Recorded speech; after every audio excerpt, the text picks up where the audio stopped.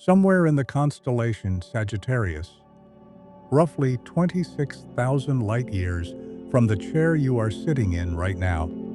There is a place where the laws of physics, as we understand them, simply stop working. It is not a place you can visit, not a place you can see, and not a place that will ever release a single photon to tell you what is happening inside it. And yet it is real, measurably, provably, undeniably real, and it is one of the most violent and magnificent things the universe has ever produced.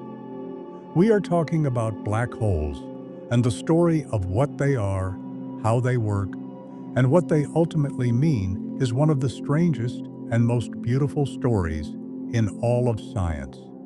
These objects bend space and stretch time. They swallow stars whole and trap light inside their gravity, like insects in amber. They sit at the center of nearly every large galaxy we have ever observed, including our own, and the more we study them, the more they seem to be not just objects in the universe, but fundamental features of how reality is structured at its deepest level. What follows is a journey to the edge of everything we know, and then, carefully, a few steps beyond. There is a boundary in the universe that, once crossed, cannot be uncrossed, and it has no wall, no surface, no physical substance of any kind. You could not reach out and touch it. You could not see it glowing or sparkling against the black of space. It is simply a location, a spherical shell hanging invisibly around a collapsed star. And yet, crossing it is the most permanent thing that can happen to any piece of matter or light in the known cosmos. It is called the event horizon, and it is the defining feature of every black hole that exists. Before you can understand anything else about these objects, the singularity at their center, the radiation they slowly leak, the bizarre way they warp time, you have to understand the event horizon. Because it is not just the edge of a black hole. It is, in a very real sense, the edge of the knowable universe for everything that falls into it. To understand why it exists, you have to go back to the fundamental relationship between gravity and escape, and that story begins with a concept called escape velocity. Every massive object in the universe requires a certain minimum speed to escape its own gravitational pull. For Earth, that speed is roughly 11 kilometers per second, fast enough that a rocket fired straight up at that velocity would keep climbing forever and never fall back down. For the Sun, a far more massive object, the escape velocity is much higher, around 617 kilometers per second. For a neutron star, the densest ordinary objects in the universe, escape velocity climbs even further to somewhere around 100,000 kilometers per second. But in all of these cases, the escape velocity is still below the speed of light, which means light itself, the fastest thing in the universe, can still get out. A black hole is what happens when you compress so much mass into such a small volume that the escape velocity at the surface reaches and then exceeds the speed of light. At that point, nothing can escape. Not matter, not radiation, not any signal of any kind, because nothing in the universe travels faster than light. The radius at which this threshold is reached is called the Schwarzschild radius, named after Karl Schwarzschild, a German physicist who derived it in 1915 while serving on the Russian front during World War I. It is a remarkable piece of history, a man calculating the geometry of extreme gravity from the trenches of one of the deadliest conflicts in human history, working with Einstein's brand new field equations, and producing a solution so precise and so strange that even Einstein himself was uncertain whether it described anything real. Schwarzschild's calculation showed that for any mass, there exists a critical radius at which the curvature of space-time becomes infinite and from which no escape is possible. For Earth, that radius is about 9 millimeters, smaller than a marble. For the Sun, it is about 3 kilometers. In nature, nothing compresses matter to these densities under ordinary circumstances, which is why black holes were, for decades after Schwarzschild's calculation, considered mathematical curiosities rather than real objects. What changes that is the death of a massive star, a star at least 20 to 30 times the mass of our Sun, because when such a star exhausts its nuclear fuel, the outward pressure that counteracted gravity for millions of years simply stops. The core collapses in a fraction of a second, releasing more energy than the star produced in its entire lifetime in the form of a supernova explosion, and what remains at the center is a mass so compressed that it crosses the Schwarzschild threshold and becomes a black hole. The event horizon snaps into existence, not as a physical shell, but as a mathematical boundary where the rules of escape permanently change. It is a threshold defined entirely by geometry, by the curvature of space-time itself, and its existence is one of the most profound consequences of general relativity ever observed. Now here is where things get genuinely strange. And this strangeness is not poetic license. It is what the mathematics of Einstein's equations actually predicts. The event horizon is not a place where physics stops. If you were falling toward a black hole and you crossed the event horizon, you would not feel a wall. You would not feel any particular sensation at the moment of crossing, assuming the black hole is large enough. The tidal forces, the stretching sensation caused by gravity being slightly stronger on one side of your body than the other, would be mild enough near the event horizon of a supermassive black hole to be barely noticeable. You might cross it without even knowing, which is perhaps the most terrifying thing about it. The universe outside would still look roughly normal to you for a moment, but you would already be inside, and inside is permanent. The event horizon is defined precisely as the boundary from within which no future directed path through space-time, no trajectory, no matter how fast, no matter in what direction, leads back out. In the language of general relativity, every path inside the event horizon leads toward the singularity. The future of anything inside the event horizon is not somewhere in space. It is the singularity, a point in time as much as in space. This is one of the most mind-bending features of black hole physics, and it deserves a moment to sit with. Outside a black hole, you can choose your spatial direction freely. You can move left or right, forward or backward, up or down. Time flows in one direction, but space is open. Inside the event horizon, those roles partially reverse. The spatial direction pointing toward the singularity becomes time-like. It is your future, whether you want it to be or not. You cannot avoid the singularity any more than you can avoid next Tuesday. The geometry of space-time inside the event horizon is so curved that every possible path leads inward. There is another feature of the event horizon that almost nobody talks about when they first explain black holes.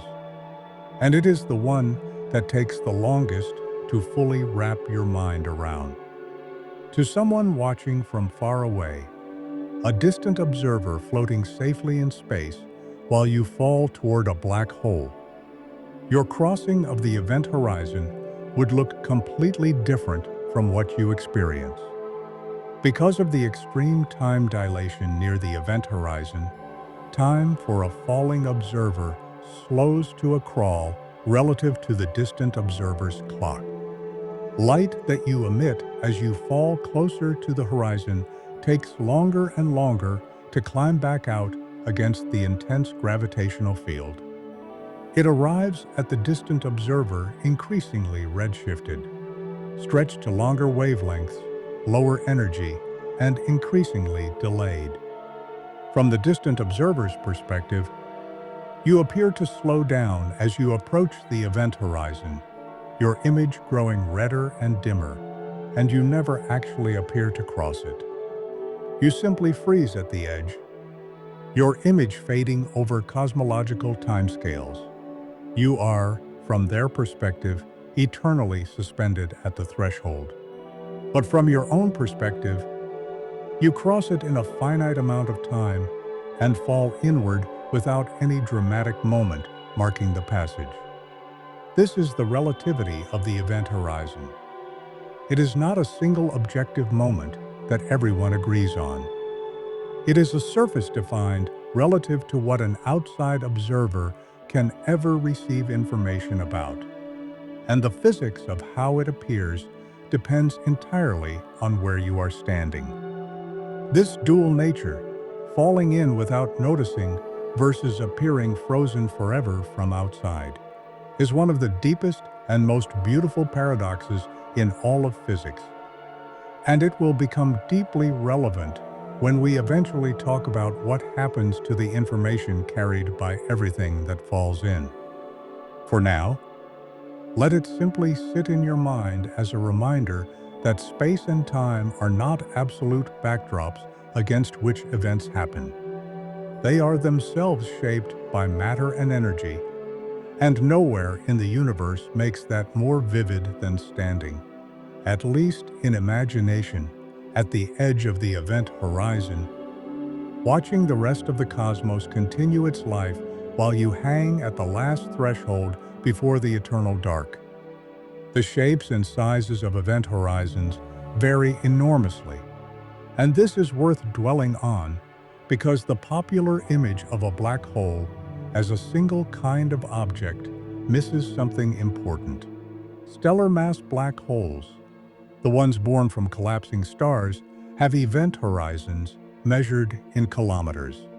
A black hole with 10 times the mass of the Sun has a Schwarzschild radius of about 30 kilometers, meaning its event horizon is a sphere roughly 60 kilometers across.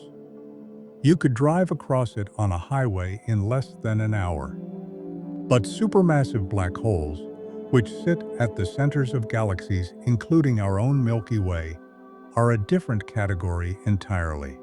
Sagittarius A star, the supermassive black hole at the center of our galaxy, has a mass of about 4 million solar masses, and its event horizon has a radius of roughly 12 million kilometers, larger than the Sun itself.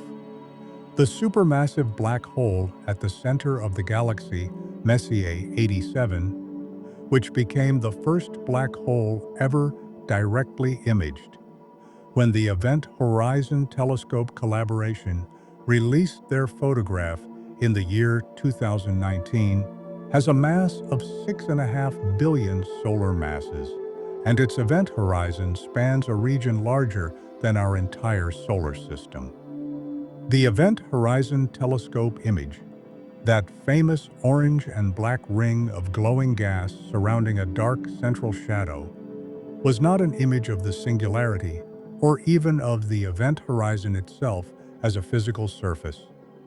It was an image of the shadow the event horizon casts on the bright accretion disk surrounding it, a photon ring formed by light, bending so sharply around the black hole that it circles back on itself before escaping. That image represented decades of planning, a planet-sized array of synchronized radio telescopes, and the coordinated work of over 200 scientists. And what it showed, strikingly and beautifully, was not a hole at all, but the silhouette of an absence, the shadow of a boundary. Proof that the thing Schwarzschild calculated in the trenches of a war more than 100 years ago, is not a mathematical ghost, but a real and permanent feature of our universe. There is something else the event horizon does that is rarely discussed in popular accounts, and it concerns not what falls in, but what orbits just outside it. Immediately beyond the event horizon, there is a region of space that is itself extraordinary, a zone where gravity is so strong that even photons, the massless particles of light, can travel in circular orbits around the black hole. This boundary is called the photon sphere, and for a non-rotating black hole, it sits at 1.5 times the Schwarzschild radius, meaning it lies outside the event horizon, but still within a zone of gravitation and intensity that bends the very fabric of space-time into closed loops. At the photon sphere, a beam of light aimed precisely sideways, not inward, not outward, but tangentially, would orbit the black hole in a perfect circle, at least in theory. In practice, this orbit is unstable, meaning any tiny perturbation would cause the light to either spiral inward toward the event horizon or escape outward into the surrounding universe. But the photon sphere is the reason that the famous Event Horizon Telescope image shows not a sharp, dark disk, but a bright, glowing ring surrounding the shadow of the black hole. The photons that make up that ring have been bent into near-circular paths by the curvature of space-time and arrive at our telescopes having looped partway around the black hole, carrying with them light from behind it, from beside it, and even from regions facing directly toward us. The image we received was reality itself bent into a ring, the universe using gravity as a lens to fold its own light back on itself, and we sat here on Earth and caught it. That image, when the Event Horizon Telescope collaboration released it in 2019, was the culmination of over a decade of planning. The coordination of radio observatories spread across the entire planet, from Chile to Spain to the South Pole, and the development of new algorithms to reconstruct a coherent image from an amount of raw data so large it had to be physically shipped on hard drives because it was too large to transmit digitally. What arrived at the public's eyes was not a photograph in any ordinary sense. It was a reconstruction, a consensus image assembled from petabytes of interference data, shaped by mathematics into something the human eye could recognize as the shadow of a black hole sitting 65 million light-years away. It was one of the most technically and scientifically demanding accomplishments in the history of astronomy, and what it showed, beautifully, undeniably, was the boundary of nothing. Beyond the photon sphere, and extending outward into the surrounding space, is the region where infalling matter spends its final moments before the event horizon claims it permanently. This region is dominated by what is called the accretion disk, a swirling, superheated structure of gas and dust drawn toward the black hole from the surrounding space, compressed and accelerated as it spirals inward, and heated to temperatures of millions of degrees Celsius by friction and the violent interaction of magnetic fields threading through the plasma as the material packs together ever more tightly. An accretion disk is not simply a visual feature of a black hole. It is, in a very real sense, the black hole's voice. Because the disk glows across the full electromagnetic spectrum, from low-frequency radio waves through visible light and all the way up to high-energy X-rays, it is frequently how we detect black holes in the first place. The first compelling evidence for stellar mass black holes came from X-ray binary systems, pairs of stars where one member had collapsed into a black hole and was actively stripping hydrogen gas from its companion star, feeding it into a swirling accretion disk that blazed with X-ray emission intense enough to detect from Earth. Cygnus X-1, discovered in the 1960s, was the first such system to be seriously studied, and the debate over whether it harbored a genuine black hole or some other extremely dense exotic object stretched through the 1970s until the accumulating evidence became impossible to argue with. The measured mass of the compact object was far too large to be a neutron star, the only other candidate, and the scientific community gradually accepted that what they had found was a real black hole consuming material from its binary companion, at a rate that lit up the X-ray sky.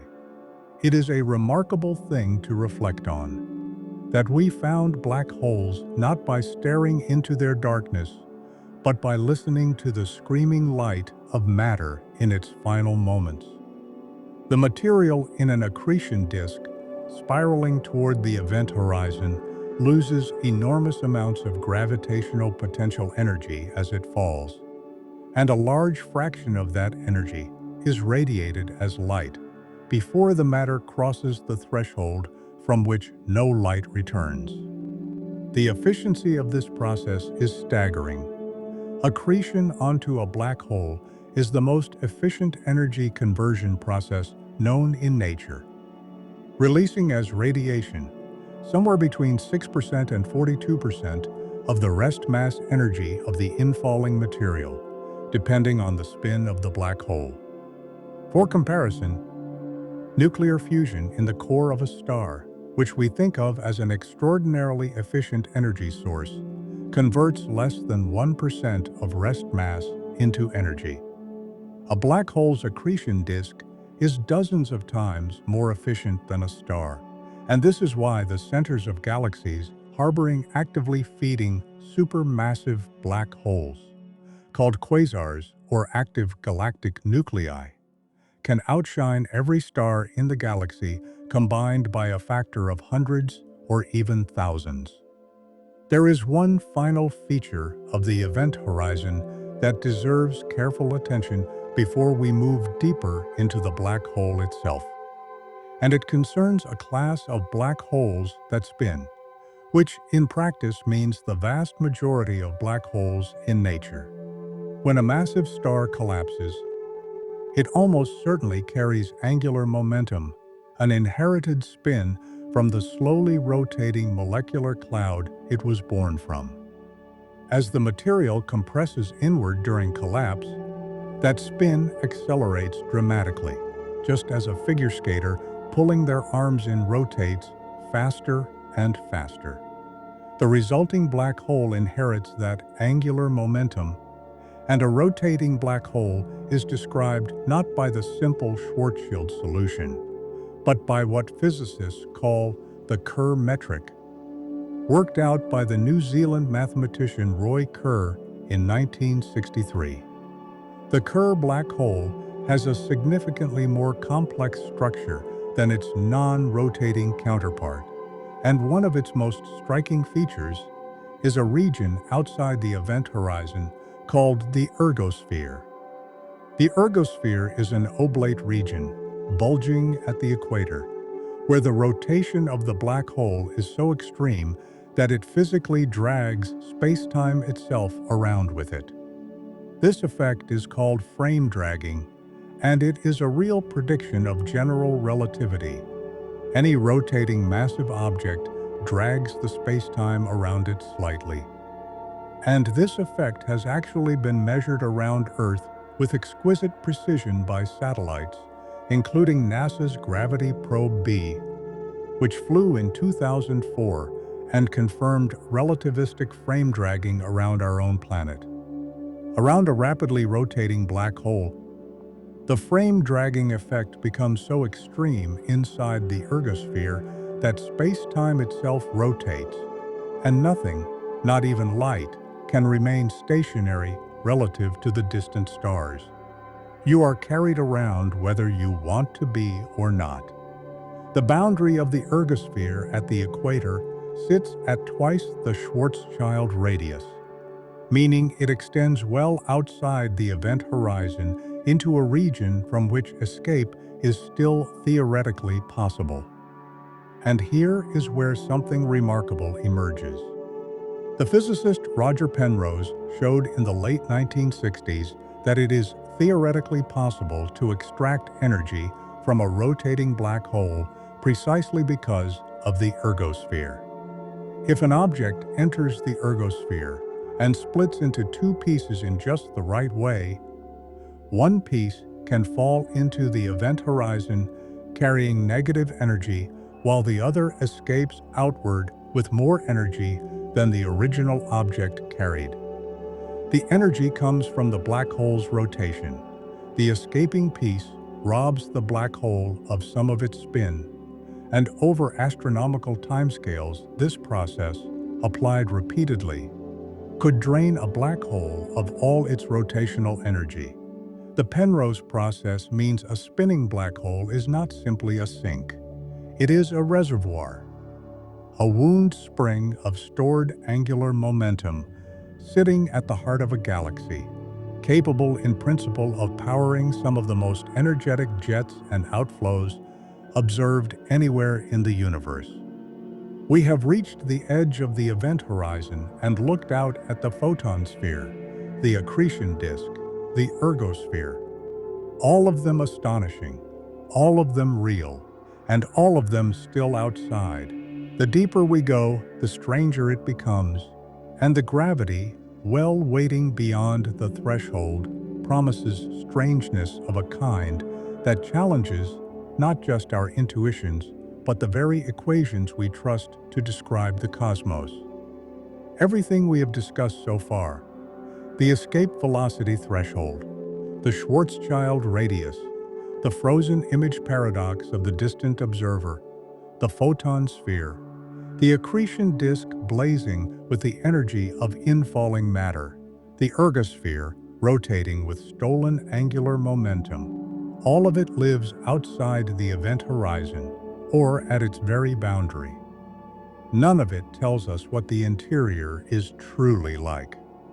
For that, we have to follow the path of something that has already crossed over, already passed through the doorway, and is now falling through a well of gravity so deep that the mathematics begins to strain under its own weight. The word gravity gets used so casually, so constantly, that it loses its strangeness. And with a black hole, you cannot afford to let the strangeness go. Gravity is not a force in the way we were taught in school. Einstein spent a decade after his special theory of relativity working toward a deeper understanding of why mass attracts mass, and what he arrived at was something that completely overturned the Newtonian picture. Gravity is not a force pulling objects together across empty space.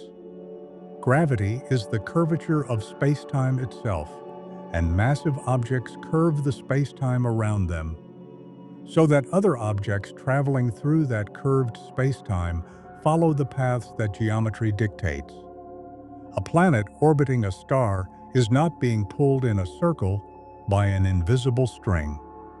It is traveling in a straight line through curved space-time, and that straight line through curved geometry happens to loop back on itself. This is the foundation of general relativity, and it sounds abstract until you start applying it to a black hole, at which point it stops sounding abstract and starts sounding like a description of something genuinely alien. The gravity well of a black hole is not a metaphor. It is a precise description of how space-time is shaped in the vicinity of an object whose mass is compressed past the Schwarzschild threshold. If you were to draw a map of space-time curvature around a black hole, physicists sometimes use the analogy of a rubber sheet pressed down by a heavy ball. though the analogy is imperfect because it only captures two dimensions of a four-dimensional phenomenon.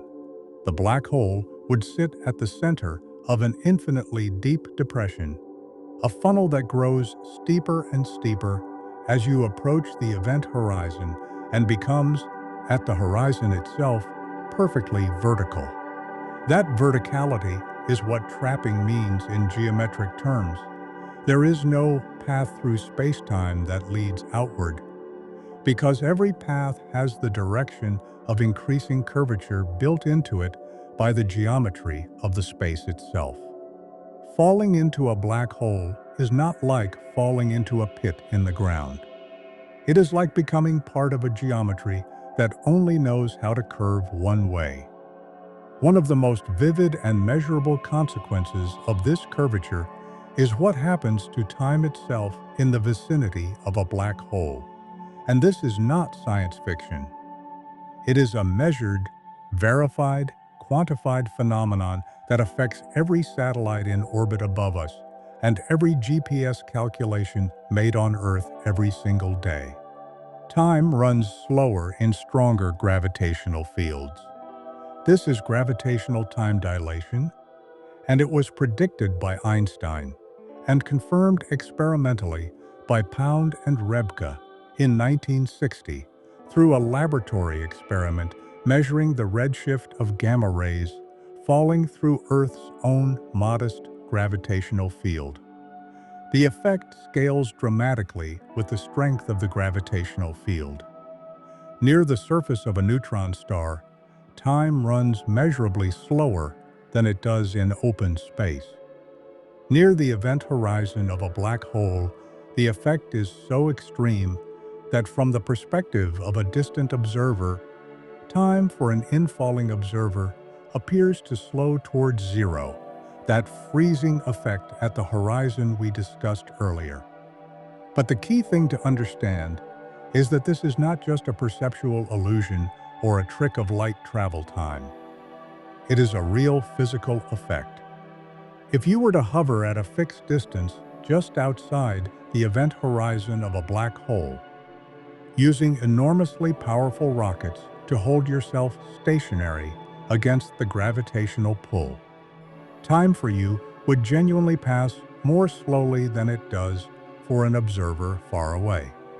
Hours could pass for you while years or even centuries passed outside. This is gravitational time dilation at its most extreme, and it has a name in the context of black holes. It contributes to what is sometimes called the black hole's clock-slowing influence. The closer you hover, the slower your clock runs relative to the external universe. At the event horizon itself, the time dilation factor becomes formally infinite, which is another way of expressing why the event horizon is a one-way door. Reaching it from outside, from the perspective of distant time, takes an infinite amount of external time, while from the infaller's local clock, it takes a perfectly finite and reasonable amount of time. The universe outside the black hole has its own clock, and the black hole has stolen the ability to stay synchronized with it. This time dilation is not merely a curiosity. It has profound implications for the physical experience of something falling toward and through a black hole, and it interacts with the spatial stretching of the gravity well in a way that creates one of the most dramatic physical phenomena associated with these objects, something known colloquially as spaghettification, and it is exactly as dramatic as the name suggests. Spaghettification is the process by which tidal forces near a black hole stretch an infalling object, a star, a planet, an astronaut, a hydrogen atom, into an elongated strand, pulled lengthwise along the direction of the gravitational gradient, and compressed laterally from the sides. Tidal forces are not unique to black holes. They are the same mechanism that causes Earth's oceans to bulge toward and away from the Moon, producing the tides that rise and fall on every coastline on our planet. A tidal force arises whenever gravity is not perfectly uniform across an extended object, meaning gravity is slightly stronger on the side of the object closer to the source and slightly weaker on the far side. The difference in gravitational pull across the extent of the object creates a stretching force, a differential pull that works to elongate the object along the direction toward the gravitational source. Near a stellar mass black hole with a mass perhaps 10 times that of the Sun, the tidal forces at the event horizon are ferocious. The difference in gravitational pull between your head and your feet. If you were falling feet first towards such a black hole, would be so extreme that you would be torn apart long before you reached the event horizon, your body pulled into a thin stream of particles spiraling inward. The radius at which tidal forces become lethal for a human body around a stellar mass black hole is estimated to be several thousand kilometers, well outside the event horizon, meaning you would be destroyed in open space long before reaching any boundary. But here is the counterintuitive twist. For a supermassive black hole of millions or billions of solar masses, the tidal force at the event horizon is actually quite gentle. The reason is that the event horizon of a supermassive black hole is so large that the difference in gravitational pull across a human body, or even across a spaceship, is tiny. Because the event horizon is so far from the center that the gravitational gradient across a small object is negligible. A person falling into the supermassive black hole at the center of Messier 87, with its mass of 6.5 billion suns and its event horizon spanning a region larger than our solar system, would feel nothing unusual at the moment of crossing. The tidal forces there, at the event horizon, are comparable to those Earth exerts on the Moon. The crossing would be physically unremarkable, and yet it would be permanent. The strangeness of black holes is not always violent. Sometimes it is quiet and absolute, a door that closes without a sound, and that silence might be the most unsettling thing of all. There is another dimension to spaghettification that goes beyond the physical destruction of an infalling body, and it involves entire stars, because black holes do not only consume individual particles. Under the right circumstances, a black hole can catch a passing star in its tidal influence and destroy it in an event so dramatic it briefly outshines the entire galaxy hosting the black hole. These events are called tidal disruption events, and they have been observed from Earth with increasing frequency as our survey telescopes become more sensitive and our transient detection algorithms more sophisticated. What happens is this: a star that passes too close to a supermassive black hole is caught in a tidal force that exceeds the gravitational self-binding of the star itself. The star is stretched and torn apart, spaghettified on a stellar scale, and the debris forms a long streamer of stellar material that wraps around the black hole. Some of the debris escapes on hyperbolic trajectories, flung outward by the dynamics of the disruption, while the rest falls back toward the black hole and forms a temporary accretion disk that flares to extraordinary brightness across the X-ray and ultraviolet spectrum. The resulting flash of radiation, called a tidal disruption event flare, can last weeks to months and has been detected by telescopes, including the Neil Gehrels Swift Observatory and the Zwicky Transient Facility, at distances of hundreds of millions of light years. Each one represents the death of a star, a whole sun, with whatever planets and whatever history orbited it, consumed in the tidal violence of a black hole's gravity well. The first well-confirmed tidal disruption event, designated PS 109S2, was observed in 2011, and since then dozens more have been catalogued, each one providing a new window into the extreme physics of the gravity well and the behavior of stellar material under conditions that no laboratory on Earth can replicate. The gravity well of a black hole, in other words, is not just a passive backdrop for other phenomena. It is an active, physical environment that shapes and destroys the matter falling through it in ways that depend sensitively on the mass of the black hole, the distance of closest approach, and the velocity and composition of the infalling material. It is a machine for converting matter into light, momentum, and heat, and it does its work with a thoroughness and efficiency that nothing else in the universe matches. Inside the event horizon, if we follow an infalling particle past the boundary and into the gravity well proper, the physics becomes something that our everyday intuitions are completely unprepared for.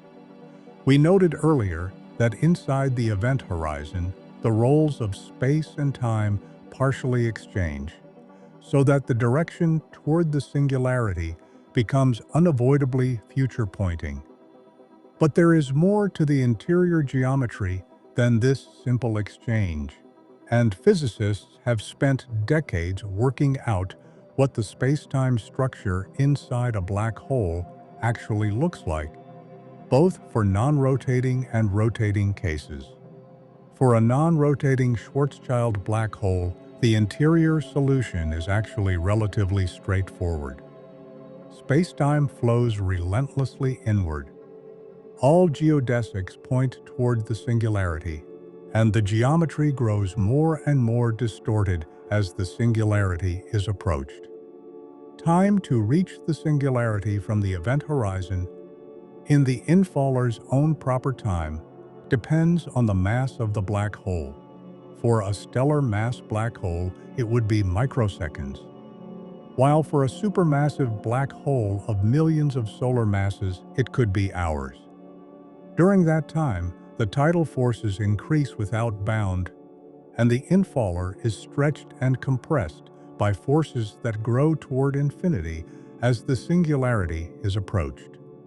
But the interior of a rotating Kerr black hole, which, again, is the more physically realistic case for real black holes in nature, is far stranger.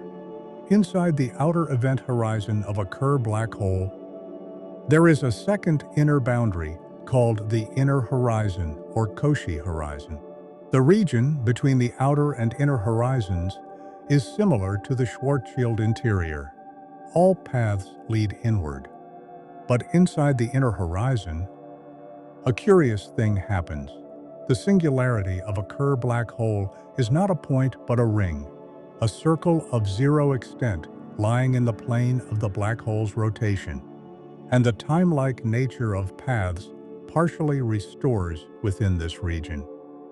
In principle, and this is a feature of the mathematics, rather than something anyone expects to survive in physical reality, it may be possible to avoid the singularity by passing through the center of the ring.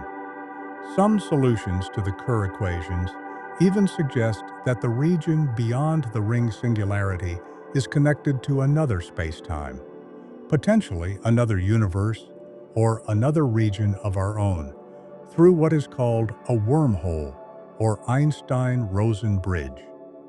These possibilities are mathematically present in the equations, but most physicists believe they are artifacts of the idealized mathematical solutions rather than features of real black holes, because quantum effects near the inner horizon are expected to make it violently unstable.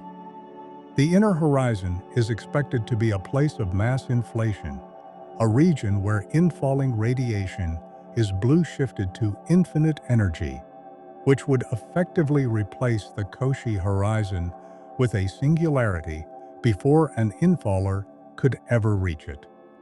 There is a practical, observational consequence of the gravity well that brings this discussion back to something we can actually measure, and it involves the way that light itself behaves as it climbs out of a gravitational field. A photon, a particle of light, carries energy determined by its frequency. High-frequency light, such as X-rays or gamma rays, carries more energy than low-frequency light, like radio waves or infrared. When a photon climbs out of a gravitational well, it expends energy doing so. And since it cannot slow down, because light always travels at the same speed regardless of its energy, it instead loses energy by shifting to a lower frequency. This is gravitational redshift, the stretching of light to longer, redder wavelengths as it climbs out of gravity. This effect is measurable around Earth. Atoms emitting light from a high altitude produce very slightly bluer light than identical atoms at sea level, because sea level atoms are sitting deeper in Earth's gravitational well, and their emitted light is slightly more redshifted. Around a black hole, the gravitational redshift is extreme. Light emitted from just outside the event horizon arrives at a distant observer shifted dramatically toward lower frequencies, and light emitted from exactly at the event horizon would be redshifted to zero frequency, infinite wavelength, zero energy, which is the physical manifestation of the same freezing effect we described earlier. The gravitational redshift of black holes has a counterpart, gravitational blue shift for infalling photons. And this blue shift of infalling radiation is precisely what creates the mass inflation instability near the inner horizon of a Kerr black hole that we just described.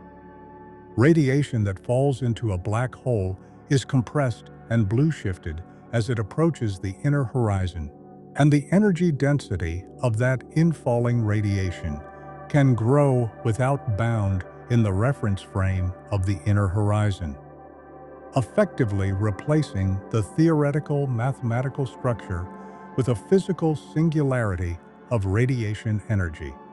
This means the exotic interior structure of the Kerr solution, the ring singularity, the wormhole, the connected space-time, almost certainly does not exist in any physically realizable black hole. And what actually awaits inside a real rotating black hole is a singularity of some kind, though its precise nature is beyond the reach of the classical equations of general relativity. The gravity well of a black hole, taken as a whole, from the distant region where its influence is first felt, through the accretion disk and the photon sphere, across the event horizon, and into the distorted interior, is one of the most complete physical environments that nature produces. It is a laboratory where every aspect of modern physics is tested simultaneously and often pushed past its breaking point. General relativity describes the large-scale geometry exquisitely well. The bending of light, the time dilation, the photon sphere, the event horizon, the tidal forces, all of it can be calculated with precision using Einstein's field equations. But the closer you get to the center, the more that precision begins to break down, not because the mathematics is wrong, but because general relativity is a theory of smooth, continuous space-time, and at some point, near the singularity, the quantum nature of reality asserts itself and demands to be reckoned with. Quantum mechanics governs the behavior of matter and energy at the smallest scales, and it is profoundly incompatible, at a mathematical level, with general relativity. The two theories have resisted unification for nearly a century. Every attempt to write down a quantum theory of gravity runs into infinities, mathematical divergences that signal the breakdown of the framework. A black hole's gravity well is the place where these two great pillars of modern physics are forced into direct confrontation, and neither emerges unscathed. The singularity at the center, which we will explore in its own right in a moment, is the wound in the mathematical fabric where this confrontation is most acute, where both theories predict something impossible, and where a new, deeper theory of nature must eventually step in to make sense of what actually happens. The gravity well leads us there, inescapably, pulling us not just physically, but intellectually toward the hardest questions in physics. And the singularity waiting at the bottom is both the destination and the limit of everything we currently know. What lies at the center of a black hole is not merely a question about one object in one galaxy. It is a question about the fundamental nature of space, time, matter, and information, and we are only now beginning to understand how to ask it correctly. One of the ways physicists probe the extreme gravity well near a black hole without actually crossing the event horizon is by studying what happens to orbiting objects, stars and gas clouds that circle close enough to be affected by relativistic effects, but far enough to remain observable. The innermost stable circular orbit, abbreviated in the physics literature as the ISCO, is the closest circular orbit that a massive object can maintain around a black hole without inevitably spiraling inward. For a non-rotating Schwarzschild black hole, the innermost stable circular orbit sits at 3 times the Schwarzschild radius, meaning 3 times the radius of the event horizon. Any orbit smaller than this is unstable. Perturbations cause the orbiting object to spiral in rather than return to the circular path. The innermost stable circular orbit is important observationally because it sets the inner edge of the accretion disk. Gas and dust can pile up in stable orbits down to this radius. But inside it, material plunges rapidly inward toward the event horizon. The radius of the innermost stable circular orbit depends strongly on the spin of the black hole, and this creates a powerful observational tool. For a maximally spinning Kerr black hole, the innermost stable circular orbit at the equator shrinks to close to the event horizon itself. In the prograde direction, meaning orbiting in the same direction as the spin, the innermost stable circular orbit can approach the event horizon remarkably closely. By measuring the X-ray spectrum of the inner accretion disk, which carries the imprint of the temperature gradient and the Doppler shift of orbiting material near the innermost stable circular orbit, astronomers can infer how close that inner edge sits to the event horizon, and thereby measure the spin of the black hole. This technique, called X-ray continuum fitting, has been applied to dozens of black holes in X-ray binary systems, and has revealed a population of black holes spinning at a significant fraction of the maximum rate, with some appearing to approach the theoretical maximum. The spin of a black hole is one of only 3 quantities that fully characterizes it according to classical general relativity, the others being its mass and its electric charge. And measuring these quantities from across the galaxy using the light of tortured infalling gas is one of the quiet triumphs of modern observational astrophysics. The gravity well, in this way, becomes its own measuring instrument, encoding information about the black hole's most fundamental properties into the light that escapes before the final plunge. At the very bottom of the gravity well, at the end of every infalling path, at the terminus of every geodesic inside the event horizon, there is something the mathematics calls a singularity, and a singularity is not a place. It is not a dense point of matter sitting at the center of a black hole the way a cherry sits at the center of a fruit. A singularity is a location where the mathematical description of space-time simply breaks down, where the curvature of space-time becomes infinite, where density becomes infinite, where the equations of general relativity produce outputs of infinity that have no physical meaning. It is not an answer. It is the shape of a question that our current physics cannot answer. This distinction matters enormously, because popular descriptions of black holes tend to present the singularity as if it were a real physical thing you could approach and examine. A marble of infinite density at the center of the black hole. What it actually is, more honestly, is a marker in the mathematics that says our theory has reached its limits. General relativity predicts its own failure here, and that failure is informative because it tells us that something physically real is happening that the theory cannot describe, and that a more complete theory of nature would describe it differently. The singularity theorems, developed principally by Roger Penrose and Stephen Hawking in the 1960s and early 1970s, showed rigorously that singularities are not artifacts of the perfectly spherical or perfectly symmetric idealizations of the Schwarzschild and Kerr solutions. Under very general conditions, any spacetime that contains a trapped surface, a surface from which all outward-pointing light rays are actually converging inward, must contain a singularity. Penrose proved this in 1965, earning him a share of the Nobel Prize in Physics in 2020 for this discovery, in one of the most delayed Nobel recognitions in the prize's history. The physical content of the singularity theorems is stark. If a black hole forms, a singularity is not optional. It is guaranteed.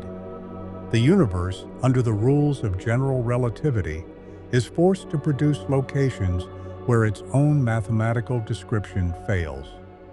This is not a minor technical hiccup. It is a fundamental signal that general relativity is an incomplete description of nature, and the search for what completes it, what fills in the picture where the singularity appears, has been one of the central quests of theoretical physics for over half a century. The most promising candidate for the theory that fills in that picture is quantum gravity, a still incomplete theoretical framework that seeks to unify quantum mechanics and general relativity.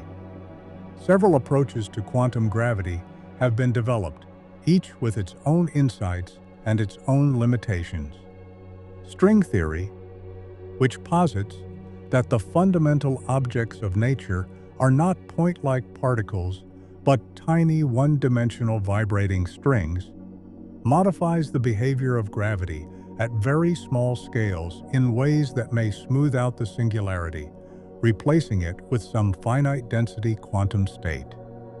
Loop quantum gravity, which quantizes spacetime itself by treating it as built from discrete chunks.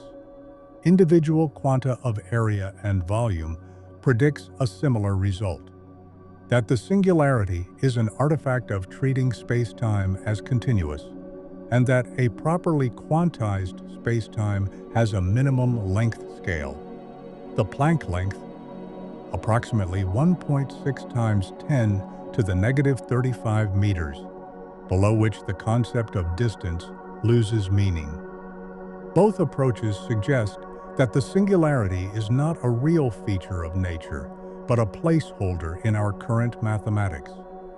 and that a complete quantum theory of gravity would replace it with something finite and physically meaningful, perhaps a bounce, a state of maximum density from which the interior of the black hole re-expands, or perhaps a completely novel form of matter and energy whose properties depend on quantum gravitational effects we have no classical analog for. The Planck scale is where these quantum gravitational effects are expected to become important, and it is worth pausing to appreciate just how small that scale is. The Planck length, roughly 1.6 times 10 to the negative 35 meters, is to a proton what a proton is to the entire observable universe. It is incomprehensibly small, and yet it is the scale at which the discreteness of space-time would become apparent. No particle accelerator we have ever built or conceived comes remotely close to probing these scales directly. The highest energy particle collisions at the Large Hadron Collider at CERN explore scales of roughly 10 to the negative 20th meters, which is 15 orders of magnitude larger than the Planck scale. We cannot probe the physics of the singularity with any conceivable instrument. We can only reason about it theoretically, and the theories available to us are incomplete. This is not a defeatist position. It is an honest description of where science stands, and it is the kind of honest description that tends to precede the most important advances. There is a deep philosophical question embedded in the singularity that goes beyond the technical question of which quantum gravity theory is correct, and it is a question about the nature of information. In quantum mechanics, information is sacred. The fundamental laws of quantum physics are time reversible. In principle, if you know the complete quantum state of a system at any moment, you can reconstruct its state at any earlier time. Information is never truly destroyed in quantum mechanics. It may be scrambled, dispersed, and hidden in complex correlations across a vast number of particles, but it is never gone. This principle is called unitarity, and it is one of the bedrock assumptions of quantum theory. But a classical singularity violates this principle catastrophically. If matter and information fall into a black hole and reach the singularity, where the equations break down, where does the information go? General relativity has no answer because at the singularity, there is no consistent mathematical framework to track the information's fate. It appears, from the classical perspective, to simply vanish, to be destroyed, and this conflicts with one of the deepest principles of quantum mechanics in a way that cannot be papered over or explained away. This is the information paradox in its classical form, and it will return with even greater force when we discuss Hawking radiation. For now, it is enough to appreciate that the singularity is not merely a problem of extreme density or infinite curvature. It is a problem of logical consistency. If information can be destroyed at a singularity, then quantum mechanics and general relativity are not just technically difficult to unify. They are philosophically incompatible, and one of them must be fundamentally wrong about the nature of reality. Most physicists believe quantum mechanics is the more fundamental of the two, that unitarity will survive into the correct theory of quantum gravity, and therefore that the singularity, as classically described, simply does not represent what actually happens inside a black hole. Something else happens, something that preserves information and avoids the infinite density, something governed by the correct theory of quantum gravity that we have not yet written down. The singularity, in this reading is not a destination but a symptom of an incomplete theory pressed beyond the range of its validity. And every time we contemplate it honestly, it reminds us how much of nature remains undiscovered, waiting in the mathematics of something we have not yet learned to write. One of the most important theoretical developments in approaching the singularity problem has come not from string theory or loop quantum gravity alone, but from a remarkable synthesis involving the holographic principle, an idea that emerged in the 1990s from the work of Gerard Hooft and Leonard Susskind, inspired in part by Hawking's earlier work on black hole thermodynamics. The holographic principle proposes that the information content of a region of space is not proportional to its volume, as you might naively expect, but to the area of the boundary surrounding that region. More specifically, in the context of black holes, the Bekenstein-Hawking formula for black hole entropy, which we will encounter again when discussing Hawking radiation, states that the entropy of a black hole is proportional to the area of its event horizon measured in Planck areas. Entropy, in thermodynamics, is a measure of the number of distinct microscopic states that could give rise to the same macroscopic object. It is, in a deep sense, a measure of the information required to fully specify the system. If the entropy of a black hole is proportional to its horizon area, then all the information about everything that has ever fallen into the black hole is encoded in some way on the two-dimensional surface of the event horizon, not in the three-dimensional volume inside. This is the holographic principle applied to black holes, and it has radical implications for the singularity. If all the information that entered the black hole is stored on the horizon, in some quantum gravitational encoding we do not yet fully understand, then the singularity at the center need not destroy it. The information never reaches the singularity in any meaningful sense, because the singularity is not a physical location where information arrives and is consumed. It is a coordinate artifact in an approximate classical description, and the true quantum gravitational description would show that the information is and always was encoded holographically on the boundary. This resolution of the singularity through holography is not universally accepted. There are serious physicists who dispute aspects of it, but it has become one of the leading frameworks for thinking about the interior of black holes. And it connects the deepest questions about the singularity to the deepest questions about the structure of quantum gravity and the nature of space-time itself. The singularity is, in this sense, not the darkest corner of the universe. It is a window, perhaps the most important window we have, into the level of reality that underlies both quantum mechanics and general relativity. Every other physical phenomenon gives us pieces of each theory separately.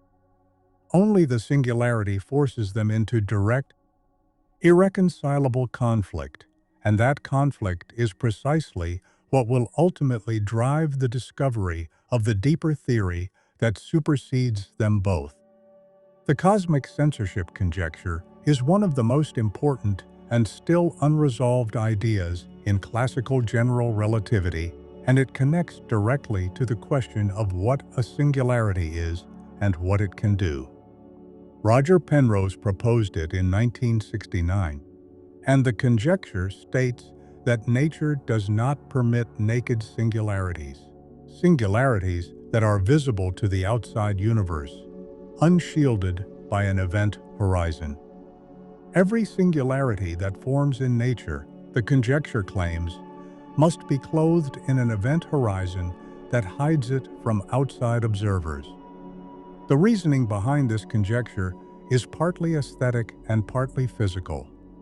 A naked singularity, a point of infinite curvature sitting in open space-time, accessible to outside observers and able to send signals back out, would be profoundly destabilizing for physics. The predictability of nature would break down in the vicinity of a naked singularity because the classical equations of physics cannot be evolved forward or backward through a region of infinite curvature. Information could pour out of the singularity in arbitrary ways that the laws of physics could not constrain, effectively making the universe unpredictable in a fundamental sense. A black hole's event horizon prevents this. By sealing the singularity away from the outside, it preserves the predictability of the exterior universe, even while allowing the singularity to lurk inside. Penrose called the idea that nature always provides this protection the weak cosmic censorship conjecture, and its stronger version states that singularities cannot form at all in well-behaved spacetimes without being clothed by a horizon. Whether cosmic censorship holds in full generality is still an open mathematical question. There have been theoretical constructions, highly idealized, fine-tuned scenarios in which a naked singularity appears to form, but most physicists believe these constructions are unstable artifacts of the idealization, and that any physically realistic process would always produce a horizon. The formal proof, however, remains elusive, and it is considered one of the outstanding unsolved problems of mathematical physics. The singularity also raises a question that is rarely asked directly, but that underlies much of the theoretical debate. What does it mean for something to be destroyed? In everyday life, destruction is a familiar concept. A glass breaks. A fire burns wood to ash. A star explodes into a nebula. But in each of these cases, the matter and energy and information involved are not truly gone. They are redistributed, scattered, but the quantum state of the system evolves unitarily and in principle, in some abstract, complete description of the universe. The full information is preserved in the positions and momenta of the smoke molecules, the ash particles, the dispersed atoms. Destruction at the quantum level is always a transformation, never an erasure. The singularity challenges this at its root. If the singularity is a real feature of nature, if matter and information truly arrive at a point of infinite density and cease to evolve according to any physical law, then something is being erased, not transformed, and quantum mechanics is wrong about unitarity at the deepest level. This is not a small concern. Unitarity is not merely a feature of quantum mechanics. It is the reason quantum mechanics is coherent. Remove it, and probabilities no longer add up to 1. Superpositions no longer evolve consistently, and the mathematical framework that underlies every piece of technology, from semiconductors to MRI machines, falls apart. So physicists are not simply protecting a theoretical nicety when they insist that the singularity cannot truly destroy information. They are defending the logical consistency of the entire framework of quantum theory against a seemingly local problem in general relativity. The tension is real, the stakes are high, and the resolution requires physics that does not yet exist. Juan Maldacena's anti-de Sitter space and conformal field theory correspondence, published in 1997 and usually referred to as ADS-CFT, has provided a concrete mathematical setting in which to explore these questions. In this framework, a black hole in a higher dimensional curved space-time is mathematically equivalent to a thermal quantum system on the lower dimensional flat boundary of that space-time, and the boundary theory is manifestly unitary, meaning information is manifestly preserved. The ADS-CFT correspondence is widely taken as strong evidence that black holes do not destroy information, even though the mechanism by which information escapes is not fully understood. In the bulk spacetime description where the black hole and its singularity live. It is one of the most studied correspondences in all of theoretical physics, and while it was originally formulated in a spacetime geometry that does not describe our actual universe, many physicists believe its core lessons about unitarity and information preservation are robust and universal. There is one more dimension to the singularity that deserves its own careful exploration, and it is perhaps the most conceptually radical of all. The possibility that the singularity marks not just the limit of our theories, but the limit of space-time itself. Most discussions of the singularity implicitly assume that space-time continues all the way to the singularity, that the singularity is a place in space-time where the curvature blows up. But a genuinely different view, supported by some interpretations of quantum gravity, is that space-time itself ends at the singularity. Not just our description of it, but the actual fabric of space and time. Before the singularity, or rather closer to the singularity, space-time dissolves into something pre-geometric, a quantum foam where the concepts of distance, duration, and direction lose their meaning. In this picture, the singularity is not a violent dense point, but a boundary where space-time simply stops being a useful or well-defined concept, replaced by some more fundamental quantum gravitational substrate that we have not yet characterized. This is both a more radical and in some ways a more comfortable resolution than a physically real infinite density point, because it removes the unphysical infinity at the cost of requiring us to let go of space-time itself as a fundamental concept. The idea that space-time is emergent, that it arises from some deeper quantum structure rather than being the fundamental arena in which physics plays out, is one of the most active and exciting frontiers in theoretical physics. It connects to the holographic principle, to tensor network models of space-time emergence in the context of ADS-CFT, and to approaches like causal set theory and causal dynamical triangulations that attempt to construct space-time from more fundamental combinatorial or quantum ingredients. If space-time is emergent, then the singularity is not a wound in space-time. It is simply the energy scale at which the emergent description breaks down and the underlying structure asserts itself. This is not unlike what happens at the surface of a liquid, a macroscopic description of a fluid, in terms of continuous variables like pressure and velocity, works beautifully until you zoom into the molecular scale, at which point the fluid description breaks down, and you need the underlying molecular mechanics to understand what is happening. The singularity, on this view, is where the fluid-like description of space-time meets its molecular scale limit. The difference is that we have a well-understood molecular mechanics for fluids, and we do not yet have the equivalent for space-time.